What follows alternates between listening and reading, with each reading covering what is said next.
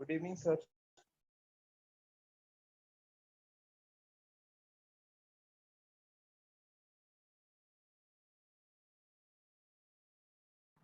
Good evening, sir.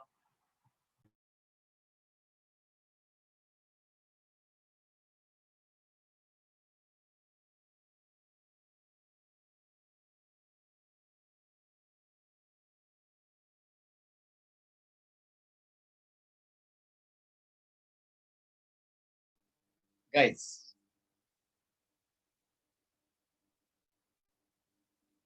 बताइए क्या discussion करना है? सर पहले थ्योरी का ले लोगे? क्या चीज बेटा? सर पहले थ्योरी से डाउट ले लोगे? तो बोलो ना। Yes.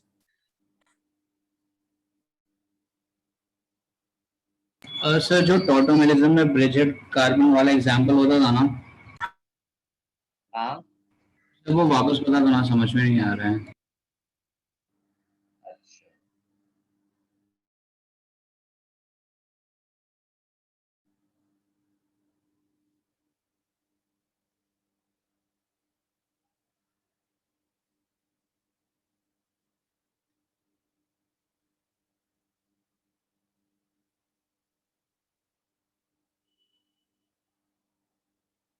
इसमें जैसे अगर क्वेश्चन इसमें आया आ,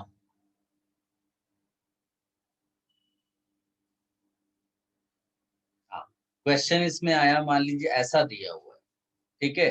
तो इसमें इधर भी तुम्हारे पास हाइड्रोजन है जिसको आप अल्फा एच कहते हो, इधर आपके पास दो हाइड्रोजन है जिसको आप अल्फा एच कहते हो।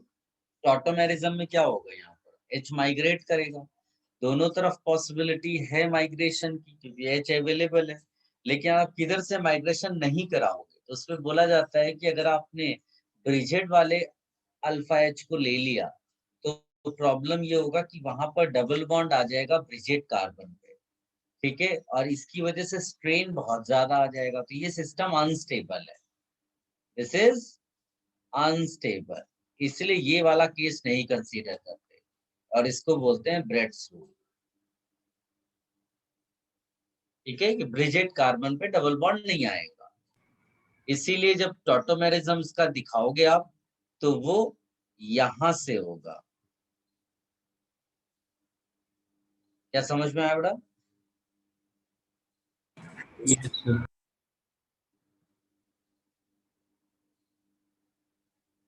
और बोलिए बेटा, किसी और को इसमें कोई कंफ्यूजन हो तो पूछ लेना इन बिटवीन।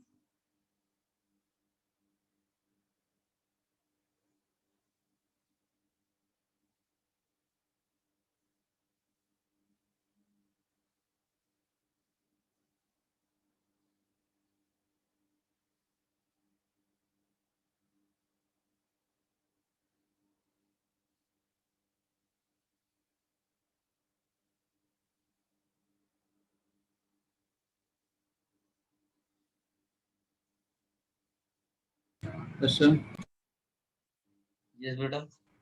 आपने एक क्वेश्चन कराया था, max number of H which can be exchange with D in tautomerism. हाँ हाँ, सर उसका मेरे को एक एग्जांपल समझ में नहीं आया। एक एग्जांपल नहीं समझ में आया या मैं कॉन्सेप्ट बताऊं? हाँ सर, वही कॉन्सेप्ट बता दो आप। चलो मैं बताता हूँ। टॉटोमेरिज्म एक बार एक्सप्लेन करोगे? क्या चीज बेटा? टॉटोमेरिज्म ऑटोमेरिज्म एक्सप्लेन करूं आप कह रहे हो? सर थोड़ा सा। मैं लिखता हूँ, कोई बच्चा इसको बताएगा क्या? जो मैं लिख रहा हूँ एक बार इसको आप एक्सप्लेन करो 2 मिनट्स के लिए।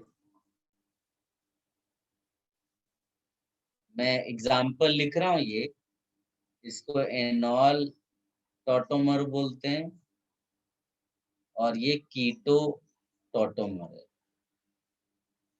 इसको अल्फा कार्बन बोलते हैं। कोई बच्चा इसको एक्सप्लेन कर सकता है?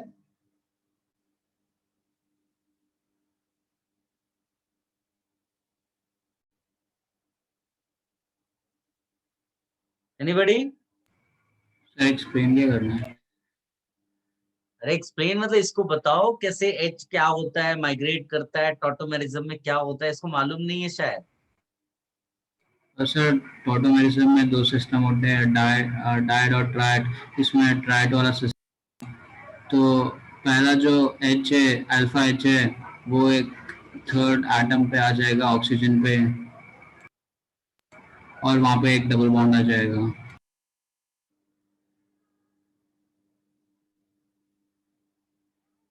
ये टॉटोमेरिज्म है, वेरी गुड बेटा। एक एच यहाँ से निकल के यहाँ जाता है और यहाँ से डबल बॉन्ड उठ के यहाँ चला जाएगा। बेटा इस तरह से काम चल नहीं पाएगा, समझे ना, पढ़ना पड़ेगा। मतलब जो या तो तुम वीडियोस देखो, जो रिकॉर्डेड लेक्चर्स होंगे, या आप बुकलेट वगैरह कुछ फॉलो करके करोगे ना, वरना नहीं हो पाएगा। अचानक से कोई ऐसा मैजिक तो है नहीं कि हमने फॉर्मूला बता दिया है कि बेटा ए प्लस बी होल स्क्वायर ये फॉर्मूला है टॉटोमेरिज्म का, लगा के तुम टॉटोमर सारे निकाल लेना। ठीक है, तो वो पॉसिबल नहीं है। तुमको केमिस्ट्री में तो पढ़ना ही पड़ेगा, ये साइंस में आपको पढ़ना ही पड़ेगा। यहाँ कोई आप मैथमेटिकल फॉर्मूला आप लगा नहीं पाएंगे। ठीक है, हम यहाँ पर केवल डिस्कशन कर सकते हैं जब आपने चीजें की हो।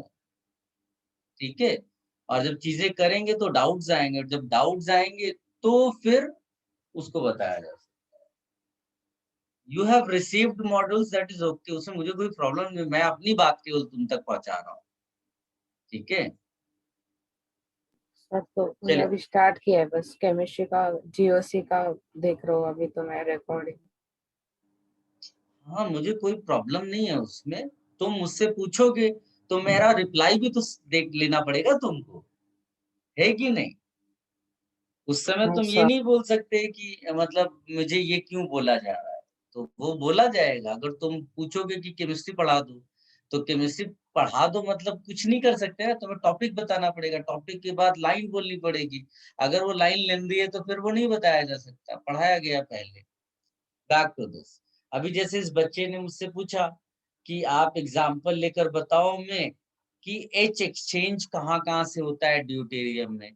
तो अब ये तुमको नहीं पढ़ा सकता मैं, जब तक कि तुमको आइडिया ना हो ड्यूटेरेशन क्या होता है, अल्फा एच क्या होता है, टॉटोमेरिज्म में वो कैसे शिफ्टिंग होती है, तब तक नहीं बताया जा सकता। जैसे बेटा ये example, are you there? Yes sir.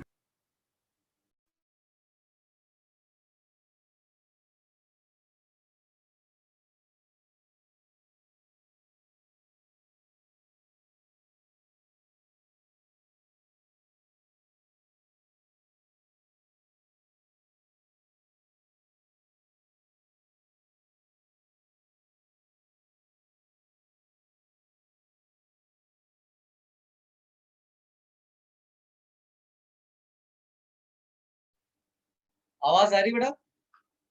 Yes sir, आ रही है। Yes, sir. हाँ, I am saying are you there? Yes sir. हाँ, सो सबसे पहली चीज है यहाँ नॉर्मल अल्फा एच कौन सा है, तो you will say this is normal alpha H. तो ये तो डेफिनेटली अगर तुम ड्यूटेरियम से एक्सचेंज कराओगे, आप रिएक्शन करा दो D3O प्लस के साथ, या इसको D3O प्लस में छोड़ दो, तो यहाँ पर माइनस आएगा, और यहाँ पर माइनस जब आएगा तो यहाँ ड्यूटेरियम एक्सचेंज होगा, राइट। लेकिन ये माइनस रेजोनेंस करके यहाँ भी जा सकता है, ऑर्थो पे, इस ऑर्थो पे भी आ सकता था, इस पे भी आ सकता था, तो यहाँ भी हाइड्रोजन एटम्स लगे हुए हैं, तो यहाँ भी एक्सचेंज हो सकता है। तो ये 2 अल्फा एच और यहाँ पर 3, क्या आप समझ पाए 5 अल्फा एच कैसे ड्यूटेरियम से एक्सचेंज हो सकते हैं? Yes sir. 5 ड्यूटेरियम, ये मैक्सिमम एक्सचेंज है, हाँ? इससे कम भी हो सकता है, लेकिन ये मैक्सिमम एक्सचेंज है। तो अभी इसी में कि कोई भी एग्जांपल आप इस तरह से चूज कर लो, जैसे मैंने अभी इधर भी CH3 लगा दिया, तो भाई 2 यहाँ तो थे ही था, यहाँ भी 3 अल्फा है, ये कहीं कुछ नहीं कर सकता, लेकिन इसका माइनस यहाँ अंदर जा सकता था 3 जगह पर, तो इस केस का आंसर 8 हो जाएगा। समझ में आया? जहां पर हो ही नहीं सकता टॉटोमेरिज्म, जैसे ये एग्जांपल, तो यहाँ पर हम बोलेंगे नो चेंज, राइट। उसी तरह अभी जैसे किसी बच्चे ने पूछा था ब्रिजेट वाला केस, एच तो है यहाँ पर, लेकिन इधर वाला तुमने हटा दिया, मिथाइल लगा दिया, इधर का एक्सचेंज हो नहीं सकता, तो आप बोलेंगे no change. Is it clear? Sir इसमें अल्फा बीटा गामा तीनों इंक्लूड कर देना। क्या बड़ा? अल्फा? सर अल्फा एच और बीटा एच गामा एच भी इंक्लूड कर देना। ऐसे नहीं करते, आपको कॉन्सेप्ट समझना पड़ेगा। अल्फा हो, बीटा हो, गामा हो, ये आंसर नहीं है, एनोलाइजेबल आंसर है। क्या बोलते हैं उसको? एनोलाइजेबल।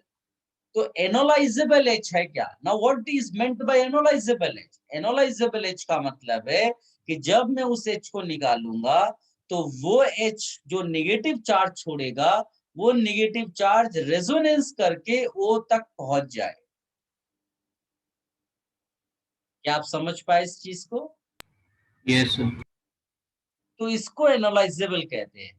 अब ये अल्फा यहाँ पर है, नॉर्मल सिचुएशन पे हो सकता है कहीं पर गामा हो, लेकिन तुम्हें उसको निकाल के उस माइनस को रेजोनेंस करके वो तक भेजना पड़ेगा।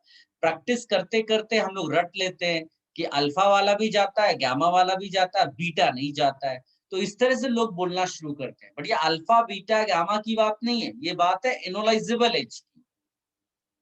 Yes sir. समझ गए कॉन्सेप्ट? Yes sir. और बोलो बेटा।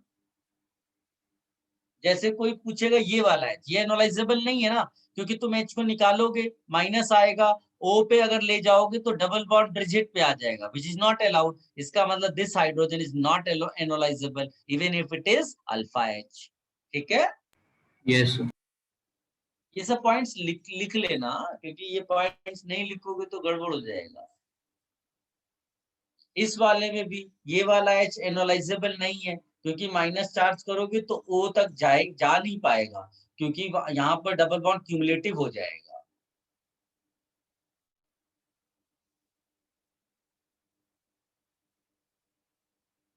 और बोलो बेटा, इसी तरह और डाउट्स पूछो आप लोग। सर टॉटोमरिज्म में which form is more stable में एसिडिक एच का समझ सकती हूँ। क्या चीज बेटा? Sir how to determine which form is more stable में एसिडिक एच का कॉन्सेप्ट। ओके, देखो बहुत सिंपल सी चीज है कि कीटो और एनॉल में हम लोग पहली चीज याद रखेंगे, मोस्टली कीटो,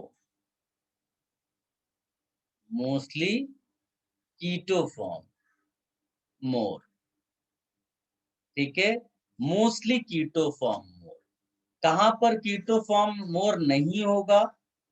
जब ये वाली सिचुएशन आई, जिसको बोलते हैं एक्टिव मिथाइलिन। एक्टिव मिथाइलिन वाला सिचुएशन या इससे और अच्छा आ जाए, जैसे ये वाला कीटो, दिख रहा है आप?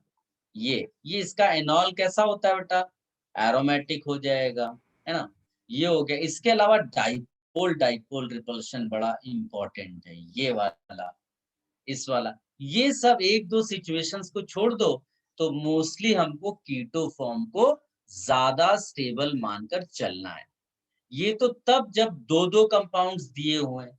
अब मान लो इस तरह के 3 कंपाउंड्स दे दिए, लेटस से आपने एक ले लिया ये, एक ले लिया ये, और एक ले लिया ये।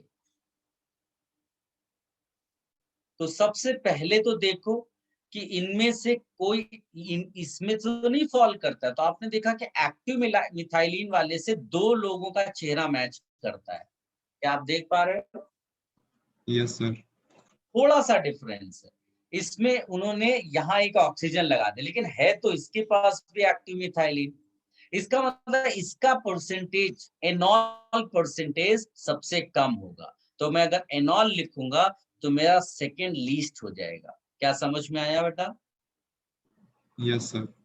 अब इन दोनों में चेक कर लो किसका एक्टिव मिथाइलिन ज्यादा एसिडिक है, तो आप बोलोगे यहाँ पर एक बैड क्रॉस कॉन्जुगेशन है। याद है हमने बैड क्रॉस कॉन्जुगेशन लिखा था, तो अगर हाँ तुमने सर। यहाँ से H हटाया माइनस लगाया तो ये माइनस कम स्टेबलाइज हो पाएगा as compared to this one, तो इसका एनॉल रिलेटिवली थोड़ा कम हो जाएगा। बस कितनी आसानी से एसिडिक H पे आंसर निकाल दिया आपने। Thank you sir. ठीक है, और बोलो बेटा। सर इसी में रेजोनेंस और हाइपर कॉन्जुगेशन का भी समझा दो। रेजोनेंस हाइपर कॉन्जुगेशन की रिक्वायरमेंट नहीं पड़ती, वो बाय डिफॉल्ट सब आ जाता है। जब मैंने बोला बैड क्रॉस कॉन्जुगेशन, तो कॉन्जुगेशन रेजोनेंस ही तो होता है, ओके सर। वो उसी में काउंटेड हो जाता है, वो उसको करने की अलग से जरूरत नहीं पड़ती है।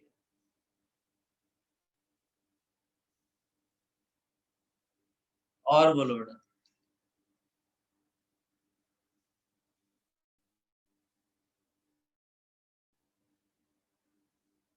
तो सर आप सॉल्व किया है क्या इसका आइसोमेरिज्म का? बोलिए और सर आप एक एग्जांपल लिख सकते हो? किस चीज का एग्जाम्पल? सर वो ज्योमेट्रिकल आइसोमेरिज्म का है, मेरे को एक डाउट पूछना था। मैं समझा नहीं, टॉटोमेरिज्म चल रहा है, फिर अचानक से तुमने बोला एग्जांपल दे दो, उसके आगे पीछे कुछ बोला क्या? मुझे समझ में नहीं आया। सर नेक्स्ट टॉपिक से डाउट है, अब अगर हो गया तो। ठीक है, नेक्स्ट टॉपिक पे किस पे डाउट है? Sir geometrical isomerism. क्या डाउट है उसमें? तो सर अगर कोई C डबल बॉन्ड C है और एक कार्बन के पास दो ए ग्रुप है और दूसरे कार्बन के पास दो B ग्रुप है, तो ज्योमेट्रिकल आइसोमेरिज्म शो करेगा क्या? मतलब ऐसा कह रहे हो क्या?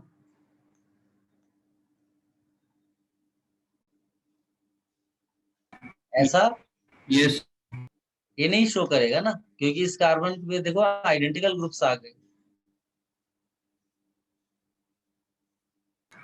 Yes okay. और सर अगर उसमें से एक CH3 हट के वहां पे एक H आ जाता है तो करेगा ही ना, ग्रुप अलग हो गए, बस खत्म, अलग ही तो चाहिए हम।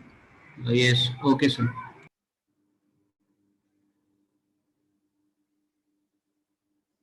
Sir geometrical isomerism triple bond में भी शो होता है क्या? नहीं बेटा, वो लीनियर होता है ना, ऐसा तो नहीं बोल सकते सेम साइड अपोजिट साइड, ये तो लीनियर है, इसमें ज्योमेट्रिकल नहीं होता।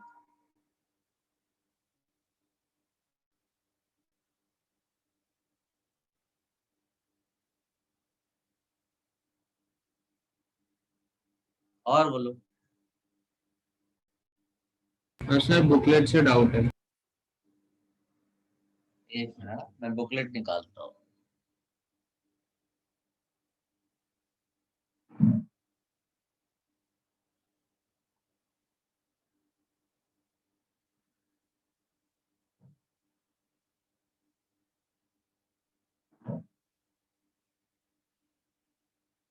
बताइए बेटा।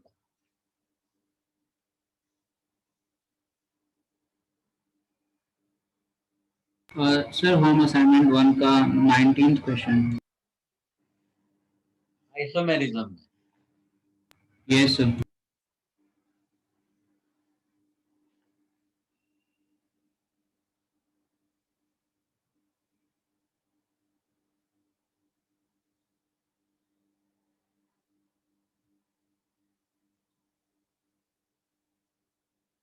which among the following compounds will show tautomerism?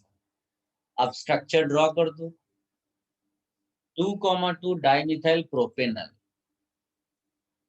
Propanal 2,2 dimethyl propanal, this is the structure. सबसे पहले हम लोग चेक करते हैं अल्फा एच के बारे में, तो यहाँ कोई अल्फा एच है ही नहीं, नो अल्फा एच, तो इसका मतलब नो टॉटोमेरिज्म।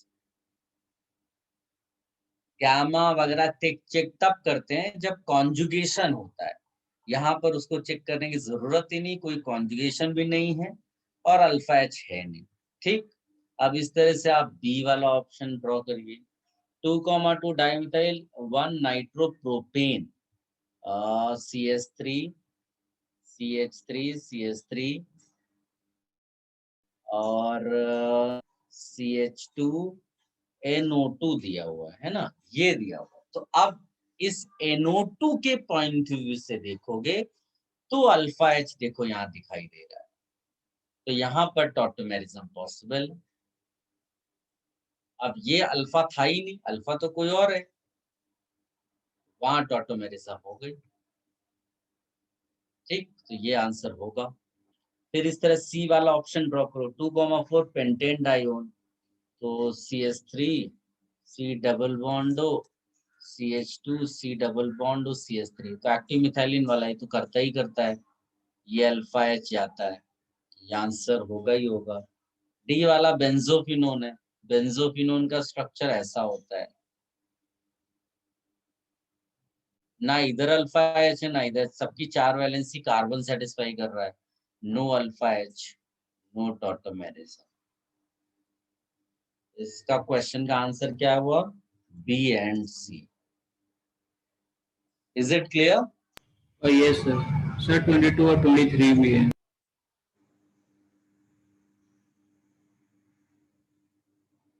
उसमें भी वैसे ही सोचो, पहले अल्फा H देखो, सबसे पहले अल्फा H देख लो। अगर एनॉल है तो ऑलरेडी टॉटोमेरिज्म करेगा, कीटो है तो अल्फा H चेक करते हैं, एनॉल है तो टॉटोमेरिज्म करेगा ही करेगा। सर 22 का बी वाला ऑप्शन क्यों नहीं होगा?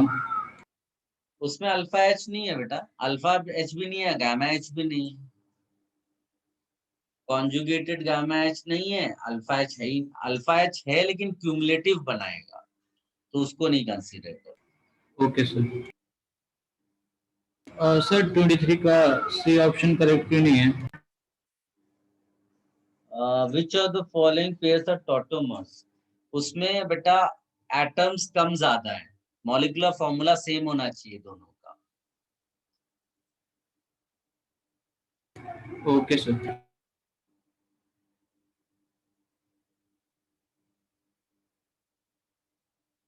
और बोलो बेटा। So get equipped to IIT JEE 15th one. Get equipped में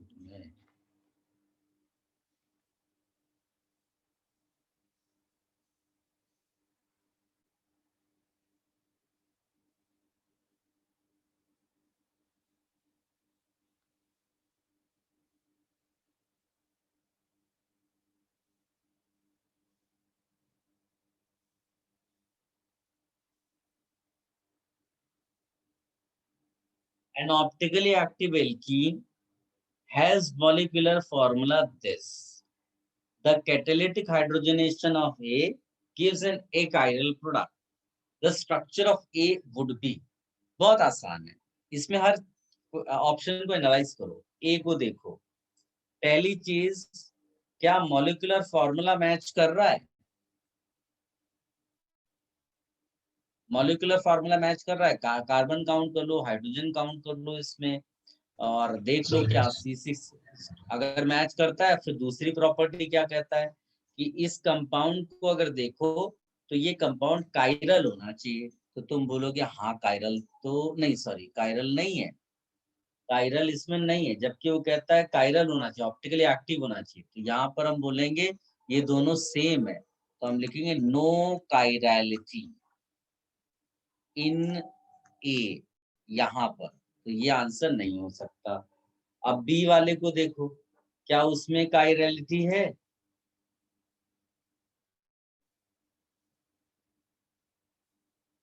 क्या इस कंपाउंड में कायरलिटी दिख रही है? नो नो नो, सर, कोई कायरल sir. कार्बन नहीं। सब सेम सी ग्रुप वाले है को ना। देखो, सी वाले को देखो, हाँ सर, इसमें है। इसमें कायरल है, यानी ये आंसर हो सकता है। लेकिन अभी और आगे बढ़ो, फिर कहता है इसका हाइड्रोजनेशन करा दो, तो आपको कायरल नहीं मिलना चाहिए, कायरलिटी लूज करनी चाहिए इसको। तो जब हाइड्रोजनेशन कराओगे तो ये ग्रुप जो है वो हाइड्रोजनेट हो जाएगा, तो ये बन जाएगा C2H5। क्या विजुलाइज कर पा रहे हो? Now you Yes, can sir. See same group. अब बताओ, अब वो कायरल रहा कि नहीं रहा? No sir, No, sir. यानी कि ये बिल्कुल सेटिस्फाई करता है गिवन चीज को। अब आते हैं दूसरे वाले उसमें, डी वाले उसमें, तो डी वाले में क्या मॉलिक्यूलर फॉर्मूला मैच कर रहा है बेटा?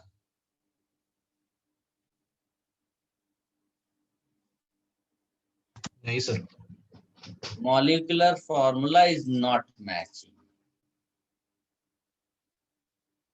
तो ये आंसर नहीं हो सकता। देखो सब अपने बेहतरीन तरीके से, सबसे पहले मॉलिक्यूलर फॉर्मूला मैचिंग करानी है, याद रखना, क्योंकि कई बार क्या होता है हम इस चीज को ध्यान नहीं देते, और हम अगर ये ध्यान नहीं देंगे तो हमारा ये डी वाला भी आंसर हो जाएगा। कॉपी कर लो इसको, it's a good question. Sir hello yes बेटा। सर, आप 76 भी बता सकते हो? 76 बिल्कुल बता सकते हैं। So 77. क्या बेटा? 77. 76 ही बोल रहा।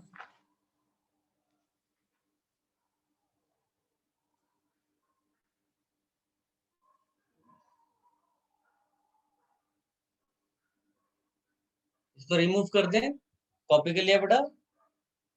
Yes sir.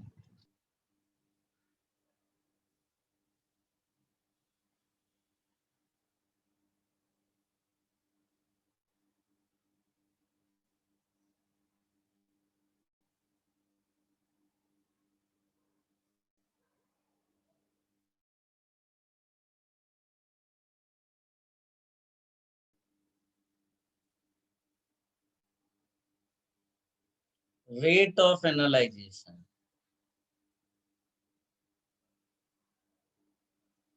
Again, concept of acidic age.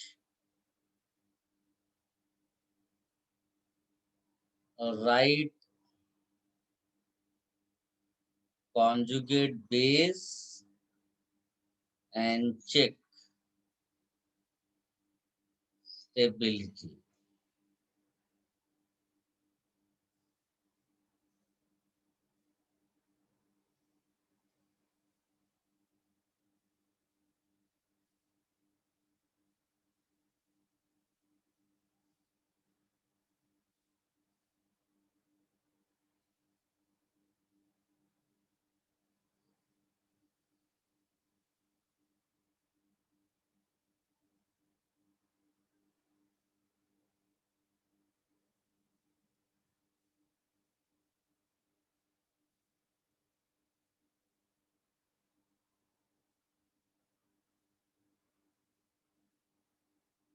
बताइए किसका कॉन्जुगेट बेस सबसे ज्यादा स्टेबल होगा?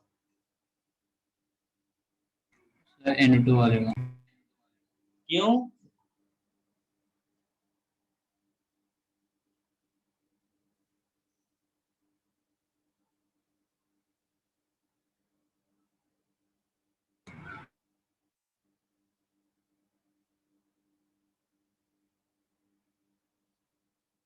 बताइए किसका सबसे ज्यादा और क्यों?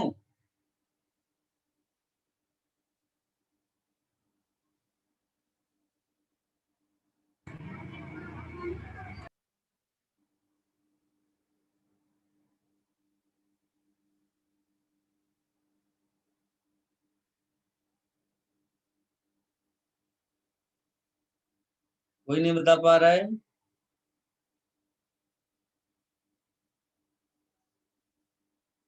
रेजोनेंस से इलेक्ट्रॉन विड्रॉइंग, तो सबसे ज्यादा एसिडिक बनाएगा, इसका जो पेरेंट एच होगा तो सबसे अच्छा हो जाएगा। ऐसा सब में लगभग उसी तरह से सोचना है आपको, ठीक है।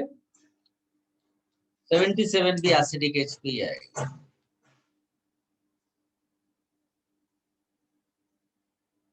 और बताओ सर बोलो। सर वो बता सकते हो कौन से पोजीशन पे इंडक्टिव या एरेसो लगता है, मतलब ortho meta para, and then उनका ऑर्डर कैसा? देखो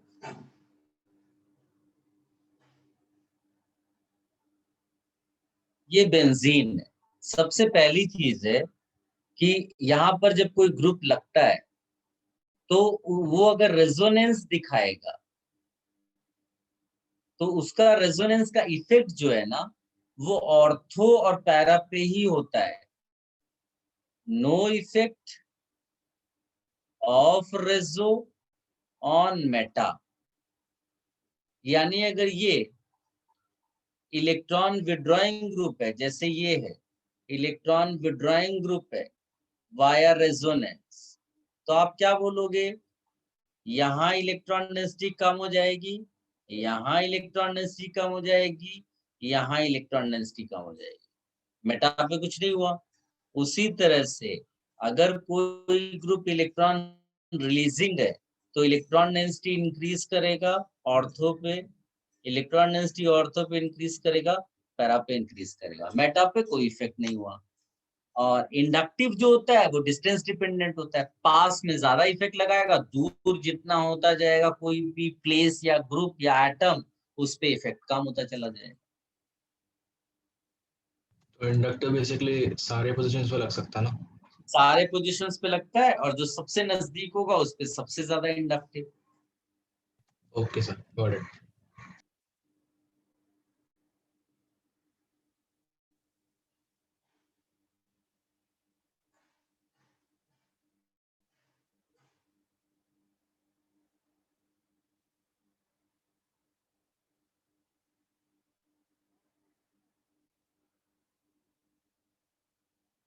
सर होम असाइनमेंट 1 का 29 क्वेश्चन बता दो. Home assignment 1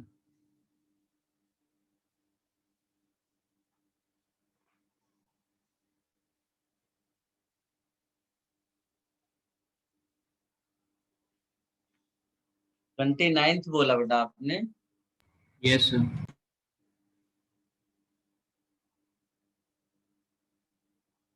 Home assignment 1, question number 29. This is also a good question. इसमें question talks about racemization.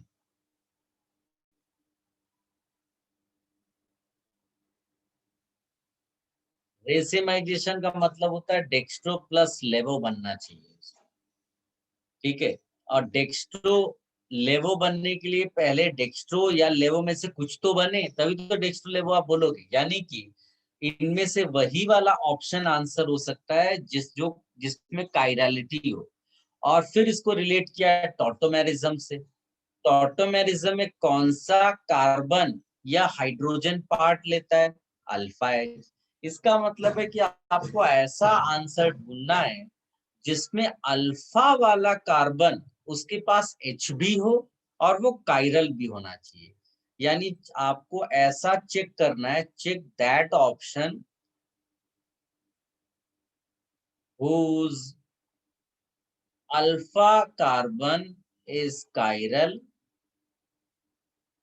and has at least one H. At least one H. तो अब आप देख लो, इसमें मेरे ख्याल से बी ऑप्शन आपको क्लियरली पता चलेगा. देखो ये कायरल भी है और उसके पास एक H भी दिख रहा है. अब इसका टॉटोमेराइज करा दो इसको, ये H निकल जाएगा ऐसा. अब ये नॉट कायरल हो गया. हो सकता है पहले खाली डेक्स्ट्रो हो या खाली लेवो हो, फिर ये नॉट कायरल हुआ, फिर जब ये दोबारा टॉटोमेराइज होकर के कीटो बनेगा ना, फिर इसके अंदर कौन सी कायरलिटी आएगी, डेक्स्ट्रो या लेवो. तो बोलेगा जब कायरल था ही नहीं और अभी नया नया कायरल बना है तो हमें नहीं मालूम है डेक्स्ट्रो आएगा कि लेवो आएगा. नहीं, 50-50 चांस है. अब ये जो आएगा इसमें डेक्स्ट्रो भी होगा और लेवो भी होगा. उसी को आप बोलते हो रेसेमिक. कॉपी कर लो.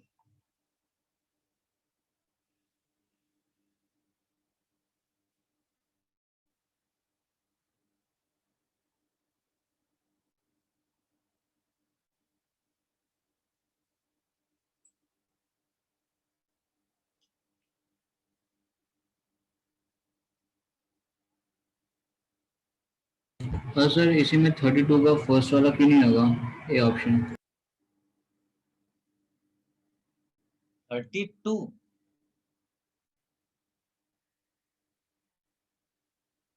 इसी क्वेश्चन की बात करो या 32nd क्वेश्चन बोला था? Sir 32nd question. उसमें क्या पूछ रहे हो? सर ऑप्शन ए ही नहीं होगा। ऑप्शन ए, ऑप्शन ए में, ऑप्शन ए में तुम्हारा स्मॉलर रिंग के पास डबल बॉन्ड आ रहा है, तो सिस्टम को कम स्टेबल बनाता है। छोटी रिंग के अंदर डबल बॉन्ड या छोटी रिंग से लगा हुआ डबल बॉन्ड, वो सिस्टम को डिस्टेबलाइज करता है। Okay sir.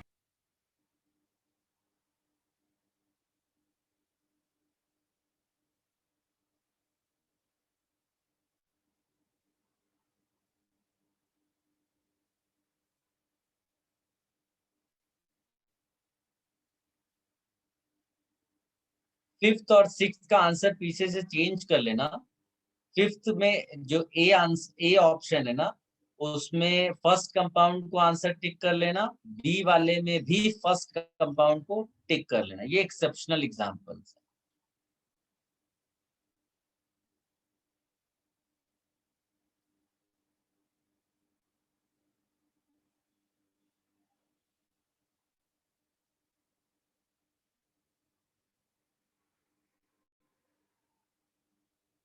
सर अब रिपीट कर दें तो क्या बोला? मैंने बोला है फिफ्थ जो क्वेश्चन है ना, पार्ट बी का फिफ्थ क्वेश्चन, उसमें जो ए वाला पार्ट है ना, ए, उसका आंसर है फर्स्ट, बी वाले का भी आंसर है फर्स्ट। पीछे आंसर गलत दिया है, एक्सेप्शनल एग्जाम्पल करके लिख देना।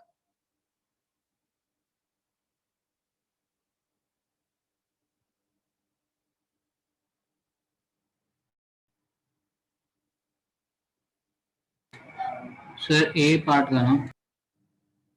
Part B, part B.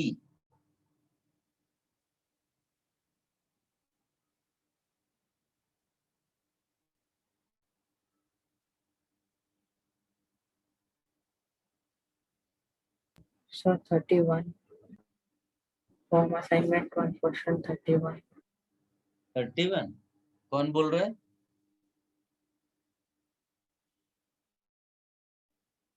Who is asking?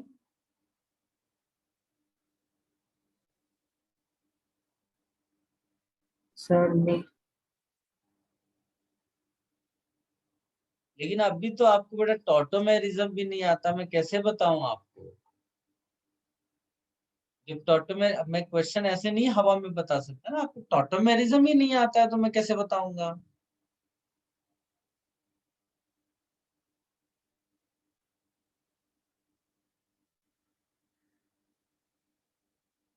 अब इस बात को समझो, बिना मैं ऐसे नहीं बता सकता।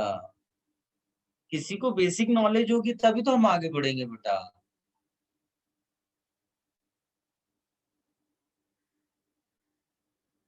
सर आप 8th का फर्स्ट वाला ए पार्ट बता सकते हैं? कौन सा बेटा? 8th का? A option. लेकिन इसमें होम असाइनमेंट 1 में 8th क्वेश्चन में ऐसा कुछ है ही नहीं। सर पार्ट बी में। पार्ट बी में, पार्ट बी में 8th पूछ रहे हो? कौन सा बताओ बेटा 8th का? Sir A option. Part B 8th question, इसमें ए वाला पूछा है ना आपने, और पूछा है कि लेस इन ऑल कंटेंट, तो एसिडिक चेक कर लो।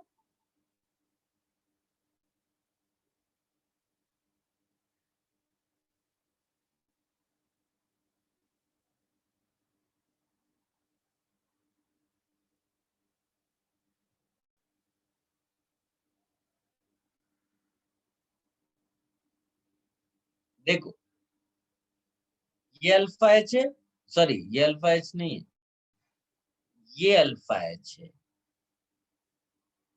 यहाँ पर ये अल्फा एच है ना? तो कौन एनॉल ज्यादा बनाएगा, इसके लिए उसका एसिडिक एच मालूम होना चाहिए कौन ज्यादा अच्छा है।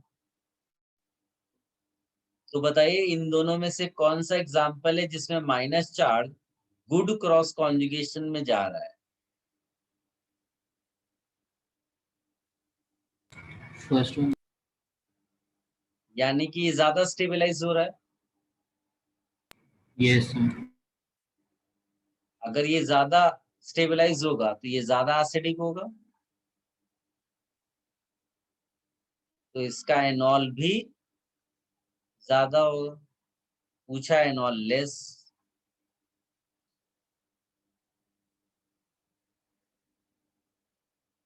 क्लियर है बेटा? Yes sir. चलो और बोलो बेटा।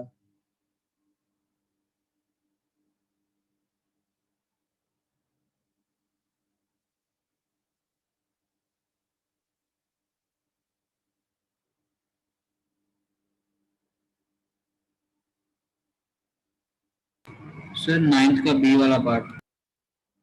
9th में भी एसिडिक एच करो ना। आप मुझे ये बताओ 9th में अगर तुमने पूछा, आप में से ऐसे पूछो, मेरे एक बार बता दिया आपको ये वाला, एक बार तुम लोग खुद ट्राई करो कि 9th के बी में क्या करें। एसिडिक एच का कॉन्सेप्ट बताया। आप तुम मुझसे ये पूछ सकते हो कि सर 3rd और 4th में समझ में नहीं आ रहा है, या 1st और 2nd में समझ में नहीं आ रहा है, तो मैं कंपैरिजन करूंगा। Do not ask to solve question rather than you come with a solution and say कि इसमें कहां पर चेंज कर दूं मैं।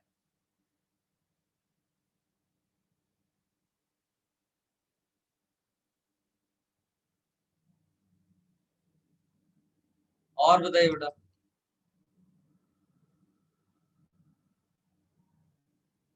सर आप एक बार बेस कैटलिस्ट ऑटोमेरिज्म बता सकते हैं? Base catalyst tautomerism.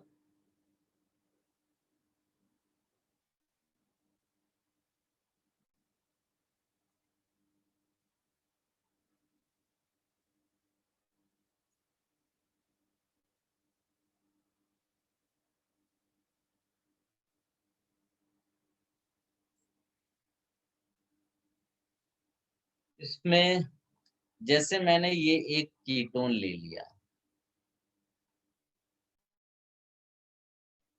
इसमें दोनों तरफ अल्फा एच है और आइडेंटिकल है, कोई फर्क नहीं पड़ता आप किधर का अल्फा एच निकालते हो। तुमने एक बेस ले लिया कैटलिस्ट के फॉर्म में। बेस का काम है एसिडिक एच एब्स्ट्रैक्ट करना।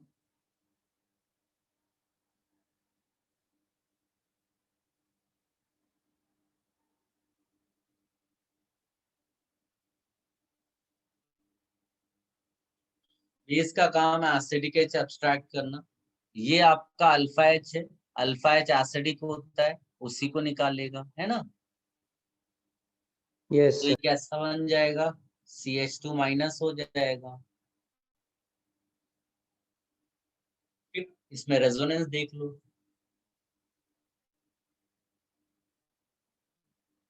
देखो एनॉल जैसा तुम्हें मिलने लगा ना, और इसको अब प्रोटॉन दे दो, सिस्टम में प्रोटॉन होगा, उसको H दे देगा। ये बन गया आपका enol. Yes sir, thank you. Sir बोलो बेटा। सर होम असाइनमेंट 2 के 6th वाला क्वेश्चन बता दो। Home assignment 2 yes sir. Part A. Yes sir. तो बहुत आसान है, तो स्ट्रक्चर ड्रॉ करने हैं केवल।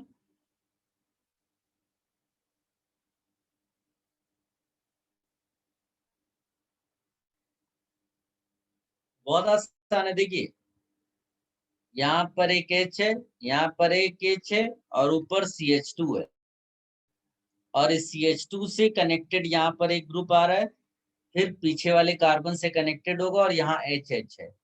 तो यहाँ से शुरू करो, ये कार्बन है, तो ये हो जाएगा CH2, है ना। फिर इस CH2 से एक कार्बन पीछे वाला जा रहा है, और एक कार्बन CH2 ऊपर की तरफ है ना। यही CH2 इस बैक वाले कार्बन से भी कनेक्टेड है, और फिर उसमें 2H लगे हुए। तो एक्चुअली ये कंपाउंड साइक्लोप्रोपेन है।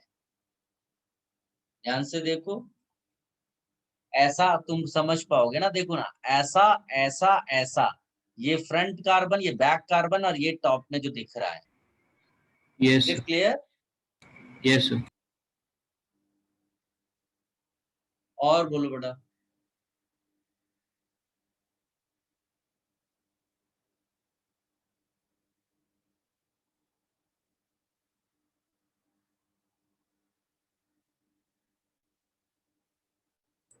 Sir conformations of cyclic compounds में स्टेरिक स्ट्रेन का एग्जांपल दे सकते हो? Steric strain yes sir.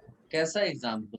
मतलब ये तो नॉर्मल है कि साइक्लोप्रोपेन है, साइक्लोब्यूटेन है, साइक्लोपेंटेन है एंड साइक्लोहेक्सेन है। These are the popular cyclic compounds and ये स्ट्रेन का ऑर्डर है, सॉरी स्टेबिलिटी का ऑर्डर है, और स्ट्रेन इसका अपोजिट हो जाएगा।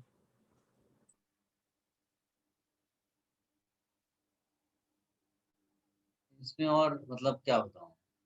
सर एप्लीकेशन वाइज अभी हमने एंगल स्ट्रेन देखा तो साइक्लोप्रोपेन में एंगल स्ट्रेन की वजह से डिफरेंस आता है, वैसे नहीं, एंगल स्ट्रेन के साथ स्टेरिक स्ट्रेन उसमें सॉरी एक्लिप्सिंग स्ट्रेन भी रहता है ना, उसका जो एच होता है ना वो एकदम आमने सामने रहता है ऐसे।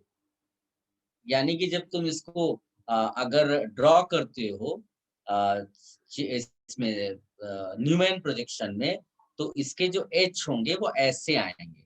जैसे क्वेश्चन नंबर 6 मैंने अभी एक्सप्लेन किया ना, ये देखो इसके एच जो होंगे एकदम आगे पीछे रहते हैं ऐसे, और ऊपर ऐसा CH2 कनेक्टेड होता है लाइक दिस, तो इसको बोलते हैं एक्लिप्स्ड।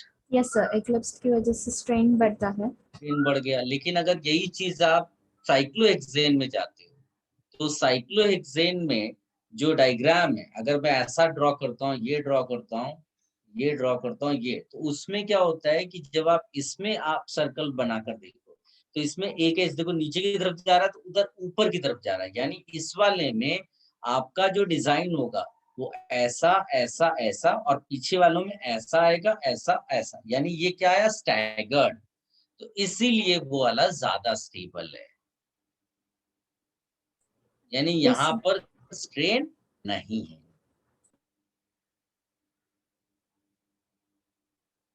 Okay, sir. Thank you.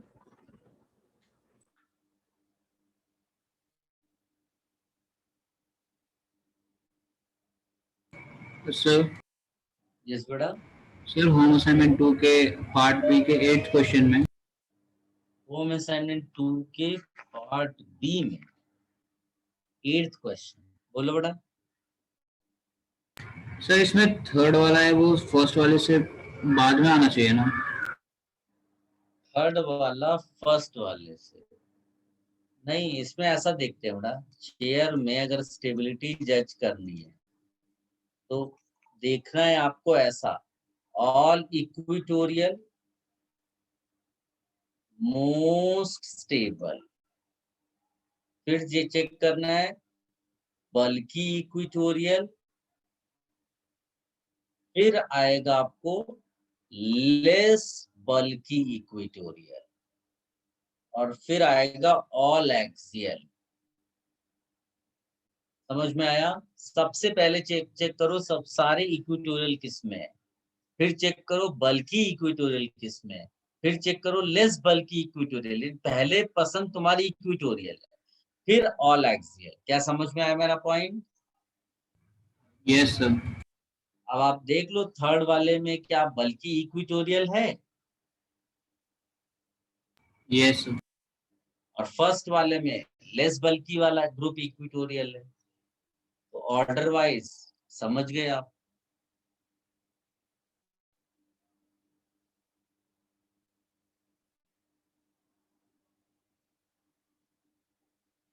और बोलो बेटा।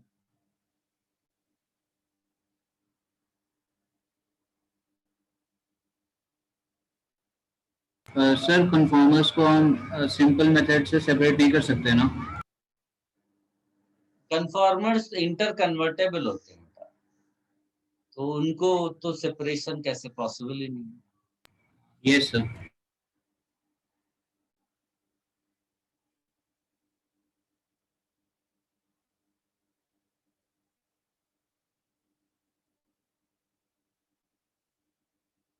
सर होम असाइनमेंट 3 के 9th क्वेश्चन में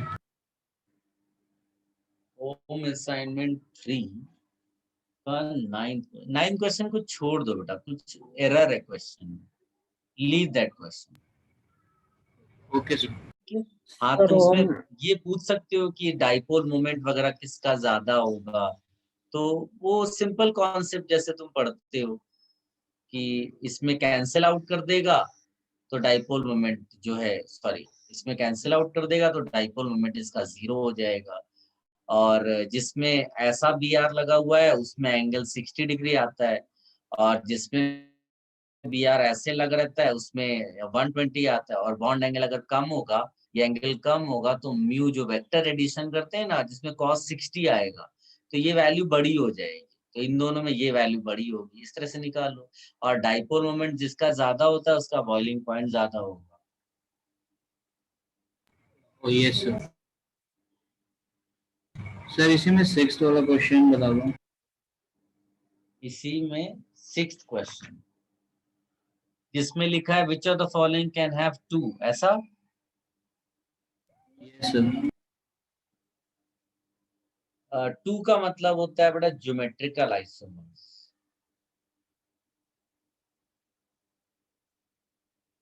तो उसमें मैंने तो आपको बहुत अच्छे से समझा रखा है कि अगर रिंग है और रिंग में 2 ग्रुप्स ऐसे लगे हुए हैं तो वहां ज्योमेट्रिकल आइसोमरिज्म होगा। लेकिन अगर रिंग के अंदर डबल बॉन्ड है तो साइज चेक करना पड़ेगा। साइज क्या होना चाहिए, 8 या उससे बड़ा होना चाहिए। तो यहाँ पर नहीं होगा क्योंकि साइज यहाँ 6 दिया हुआ है। सी वाले में भी वही चीज है बेटा, साइज 6 दिया हुआ है, नहीं होगा, ये रिक्वायर्ड है। और दिया कितना है, 6। डी वाले में देखो, उसमें रिंग तो है लेकिन एक ही कार्बन से जुड़ा हुआ है 2 ग्रुप, वहां भी नहीं होगा। Yes sir.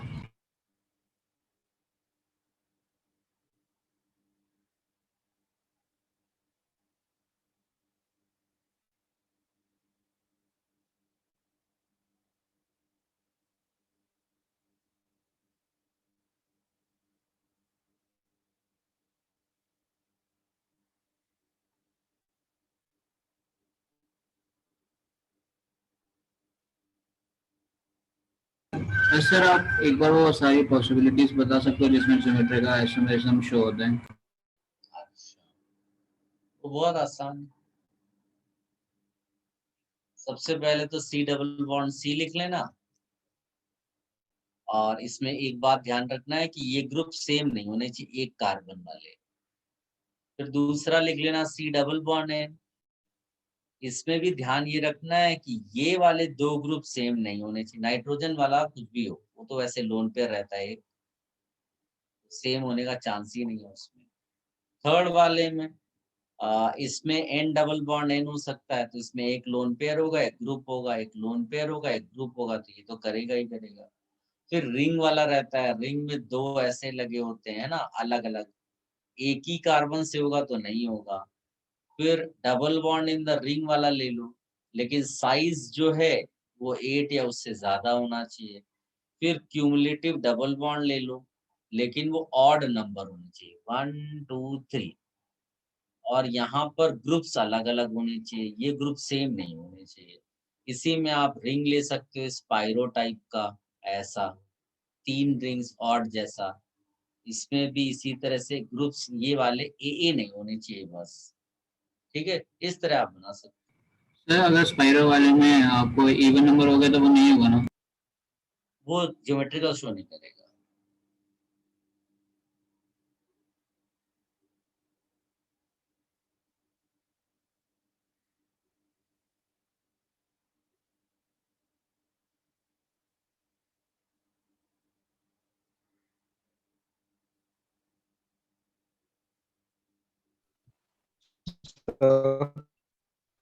यस बेटा। सर, जेडी कंफर्मेशन में हम लोग स्मॉलर रिंग को ज्यादा प्रायोरिटी देते, उसका एक्सप्लेनेशन आपने क्या बताया था? उसको तो तुम याद भी रख सकते हो इतना, क्योंकि इतना अगर दिमाग लगाओगे तो फिर कंफ्यूज ही रहोगे। ये था कि भाई घूम करके जब तुम आओगे तो जल्दी से ऐसे कार्बन पे पहुंच जाओगे जो 3 कार्बन से कनेक्टेड होगा, जबकि बड़ी रिंग में क्या होगा, ऐसा आने में तुम्हें टाइम लगेगा, क्योंकि तुम्हें 2 कार्बन वाला मिलेगा, फिर 2 कार्बन वाला, फिर 2, जबकि इसमें क्या है, 2 कार्बन कनेक्टेड हैं, 2 कार्बन कनेक्टेड हैं, फिर लेकिन ऐसे कार्बन के पास पहुंच गए जो 3 कार्बन से कनेक्ट, तो प्रायोरिटी बढ़ गई। Okay sir.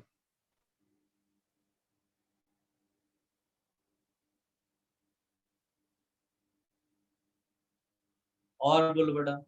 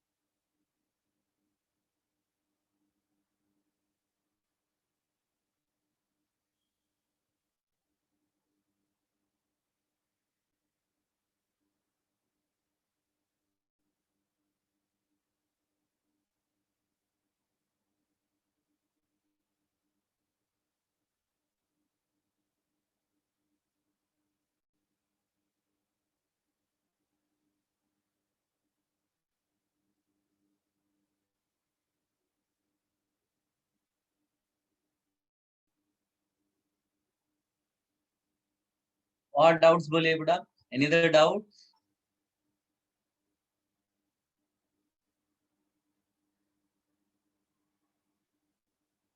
Sir home assignment 4 part A का question 12 please. Home assignment 4 part A question number 12।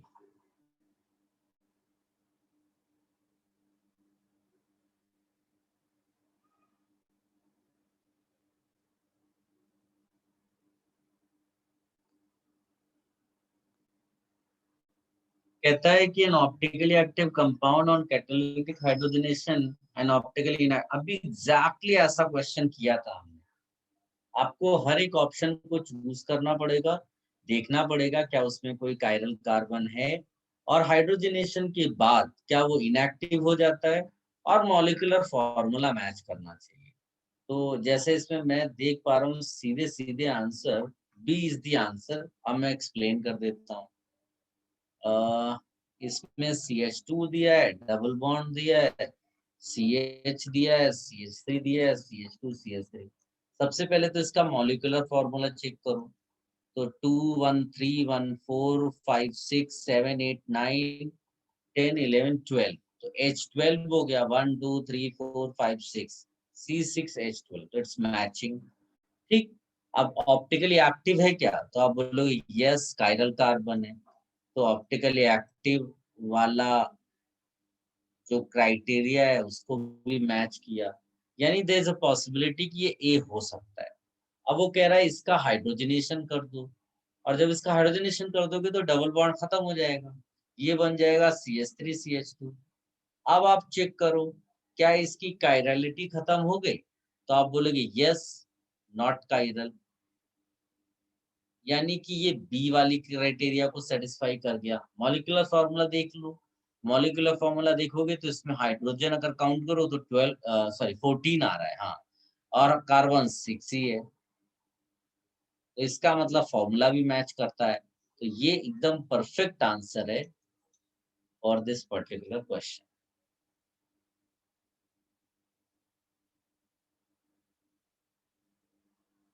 और बोलो बेटा।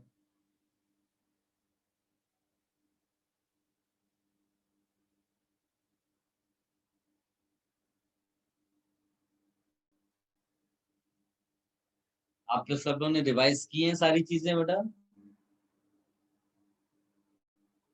Yes sir.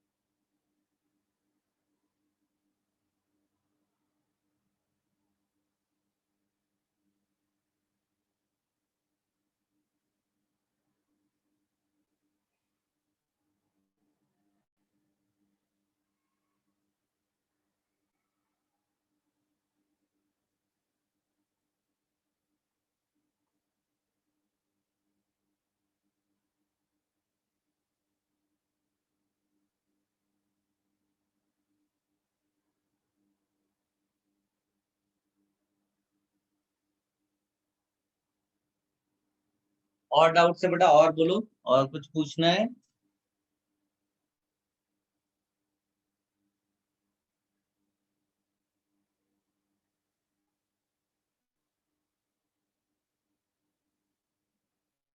जिनको नहीं पूछना है तो वो पढ़ाई करें अभी, हाँ, टेस्ट की तैयारी करें। यहाँ केवल बैठने से कुछ नहीं, आप तैयारी करें आराम से, पुराना रिवाइज करें जाकर के। जिसको कुछ पूछना है वो रोक के।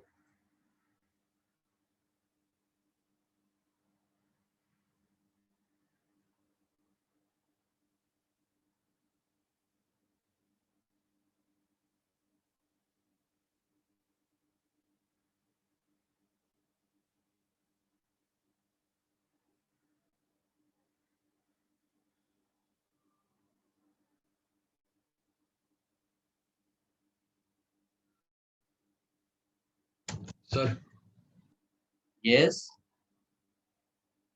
Sir get a whip to IIT JEE question number 64. Get equip. Yes sir.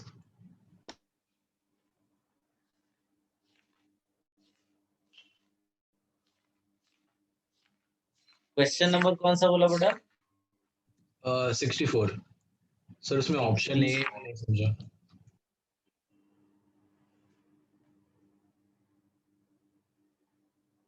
Gate equipped question number 64। Option क्या ए के लिए चेक करना है? हाँ सर, ए में कैसा टॉटोमेरिज्म होगा? अरे वो नाइट्रो, मैंने आपको लिखा है ना different forms, different types of tautomerism, तो नाइट्रो एसी नाइट्रो करके लिखा है एक। तो बिल्कुल जैसे एल्डिहाइड्स कीटोन्स का होता है वैसे ही होता है इसका। इसमें खाली सीओ के बदले एनओ रहता है। ओह अच्छा, okay sir, got it.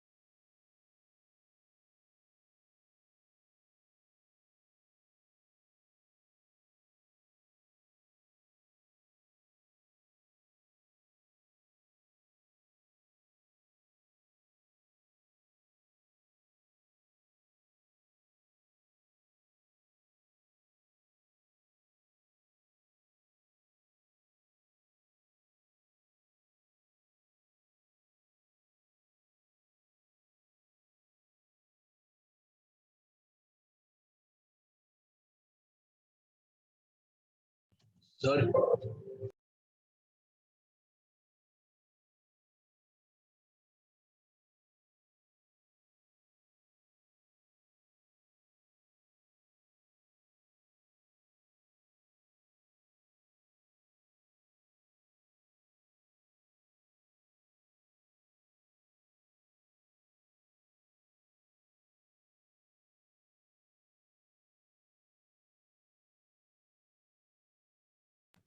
Sir Yes, but are you saying something? Yes sir sir threo form क्या होता है? दो रहते हैं बेटा, एक थ्रियो रहता है और एक एरिथ्रो रहता है। एरिथ्रो में अगर फिशर प्रोजेक्शन बना रहे हो तो जो आइडेंटिकल ग्रुप्स होते हैं वो सेम साइड पे रहते हैं, और थ्रियो में वही आइडेंटिकल ग्रुप ऑपोजिट साइड में चले जाते हैं। ठीक ओके है? Sir, yes sir.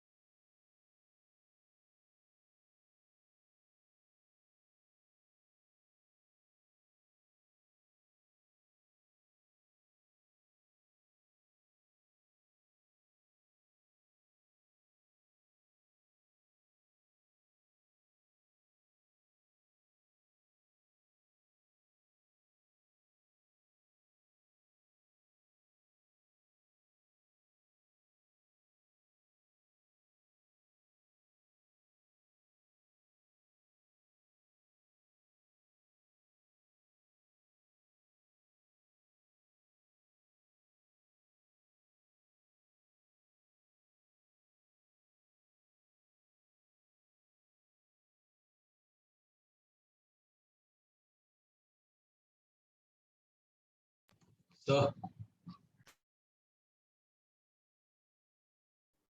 यस बेटा। सर गेट इक्विप्ड टू आईटीजेई में क्वेश्चन 71। ये ठीक